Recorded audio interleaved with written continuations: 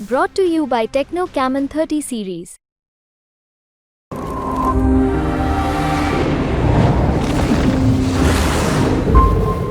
उत्तर प्रदेश के गाजीपुर से लोकसभा का चुनाव लड़ रहे अफजाल अंसारी की मुसीबतों का अंत नहीं लगता।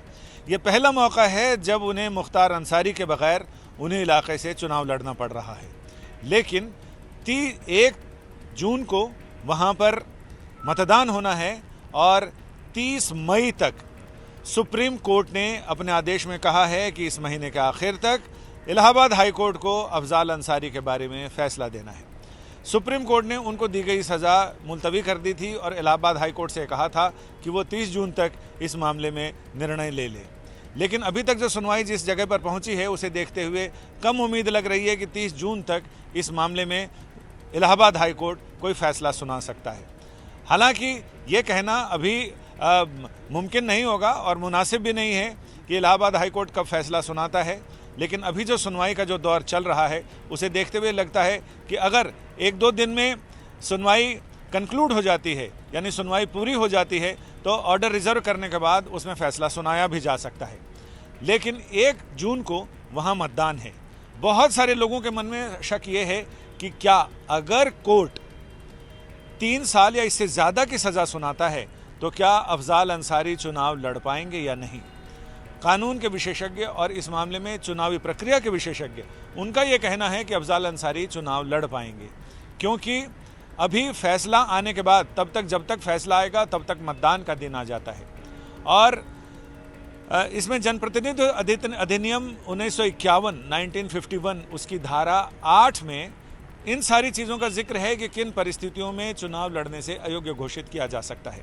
इसमें यह कहा गया है कि 2 साल या इससे ज़्यादा की सज़ा सुनाई जाए तो कोई भी सांसद अपने पद से या विधायक जनप्रतिनिधि अपने पद से अयोग्य हो जाता है, और जब तक उसकी सज़ा पूरी ना हो जाए, जितने साल की भी सज़ा दी गई हो, वो सज़ा पूरी होने के बाद अगले 6 वर्षों तक वो चुनाव लड़ने के अयोग्य रहता है। लेकिन रही बात अफजाल अंसारी की, अफजाल अंसारी ने नॉमिनेशन कर दिया है, नामांकन के पर्चे दाखिल कर दिए हैं और नामांकन पूरे उम्मीदवारों की जो फाइनल लिस्ट आती है पर्चों की जांच होने के बाद उसमें अफजाल अंसारी का नाम है। तो जाहिर है कि अब चुनाव तो होंगे, क्योंकि एक बार जब चुनावी प्रक्रिया अपने रॉ में आ जाती है उसके बाद उसे रोका नहीं जाता। और किन परिस्थितियों में चुनाव स्थगित किए जाते हैं इसमें भी नियम साफ है कि अगर कोई राष्ट्रीय या मान्यता प्राप्त दल का उम्मीदवार अगर उसका निधन हो जाता है तो ऐसी स्थिति में चुनाव रुक जाते हैं। लेकिन वो भी तब जब अगर साइलेंस पीरियड हो गया हो, तब तक तो ठीक है। लेकिन वोट पड़ने के बाद अगर वोट पड़ गए और नतीजे आने में भी समय है, तब तक अगर इस बीच में किसी उम्मीदवार का निधन हो जाता है तो चुनावी प्रक्रिया अपने रॉ में चलती रहती है।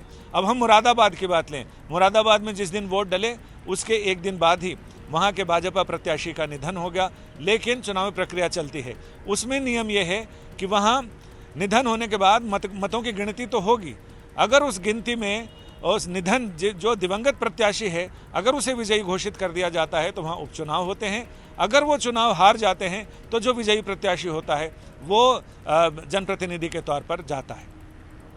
अगर हम बात करें अफजाल अंसारी की, तो अफजाल अंसारी इस मामले में उनके चुनाव पर फिलहाल कोई छाया पड़ती हुई दिखाई नहीं पड़ रही है, क्योंकि हो सकता है कि 30 मई तक या उसके एक दिन 31 मई तक सिर्फ ऑर्डर रिजर्व हो और उस बीच में ऑर्डर रिजर्व हो जाए और ऑर्डर प्रोनाउंस करने में टाइम लगे। या पहला दिन अमूमन ये होता है कि कोर्ट ये बताता है कि निचली अदालत की जो सज़ा है उसको बरकरार रखा जाए या उसमें कोई सुधार किया जाए, कोई बदलाव किया जाए। वो तमाम ऐसे विकल्प हैं। लेकिन जहाँ तक चुनाव होने का सवाल है उसमें अधिकतर जो कानून के विशेषज्ञ हैं उनका ये कहना है कि चुनाव होने में फ़िलहाल उन्हें किसी तरह की कोई दिक्कत या अड़चन दिखाई नहीं पड़ती है।